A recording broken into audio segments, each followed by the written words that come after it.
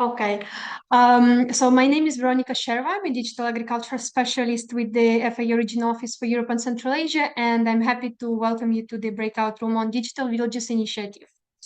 Since we do not have much time, I will jump right away. As you've heard from the pitch, the Digital Villages initiative is a FAO flagship initiative, corporate one, that aims to transform rural communities around the world. And specifically, it has three over-encompassing objectives. First one is to strengthen agricultural production, improve the use of technologies to improve efficiency, to improve productivity. The second objective being to improve access and delivery of digital services to farmers and rural communities. And here we speak about the government services, but also services by other partners, for example, veterinary services or advisory or access to inputs. And ultimately, the third objective is to improve rural livelihoods, which means to improve the skills and capacities of communities and to improve the opportunities in life. Now, to achieve these objectives and to leave no one behind, there are several principles that DVI follows that you see on the screen. The first being people-centric approaches, is engaging the communities throughout the project, from the ideation stage, where we design the interventions that respond to needs and challenges of these communities, to actually having them actively participating in the delivery and the implementations of these interventions. Introducing smart technologies that correspond to the realities of rural communities, to their needs, and building the capacity to use them. Introducing technologies that are helping the community to take better care of the environment, that help them use the resources more efficiently. And finally, the principle of having the community connected, and not only through physical, but through digital infrastructure, and interconnected, meaning connecting it with other communities within the country of implementation or abroad for experience and knowledge exchange. And let me jump right away into the several examples that I wanted to highlight today.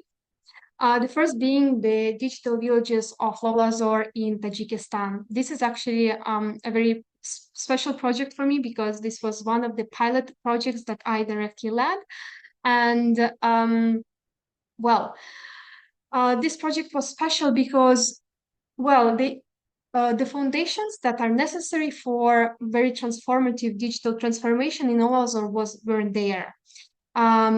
There was a very vibrant community, but the skills, the infrastructure were lacking. So we wanted the DVI to focus really on the foundational aspects. We helped the community to improve digital skills through the delivery of the relevant training. We helped them advocate for better internet connectivity, and we also helped them to learn problem solving, to improve their business skills. And finally, as we also explored a little bit the geographic area, we realized that the community is very proud of the geographic area where it's located. It has special sheep breed variety, special grape variety that is specific to this geographic area. And they were, as you know, Central Asians are very hospitable people, and they really wanted to explore agritourism. So we did help them with that, with the support of local partners. And although the project lasted just 6 months, I personally was very worried that it might not be sustainable, that the agritourism activity that we introduced. But 2 years afterwards, just a couple of days ago, I received the news that they are still welcoming tourists in the village, which just highlights how tailoring our developmental interventions to local needs, local strength, local aspirations is important for sustainability. Let me go to the next one. Uzbekistan. Here we had a community with a big, let's say, a youth, with a lot of youth.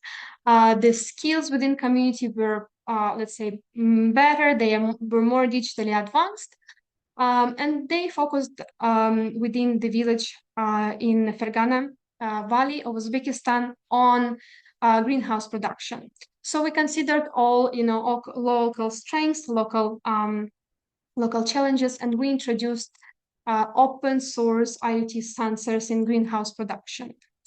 But that wasn't enough because we wanted to tap into the local strengths. So we engaged the youth and together with partners, local partners, local universities, and also Google, we have conducted the Youth Innovation Program where we invited both youth from the Fergana region and also the farmers to co-develop solutions together for their local challenges. So this was really a highlight, bringing together farmers so they could see how technologies can help solve the problems, and the youth so they could actually tailor their solutions to the local needs. As we are approaching the time limits, let me also highlight the experience of Georgia, where here the focus was on the better delivering of services to farmers.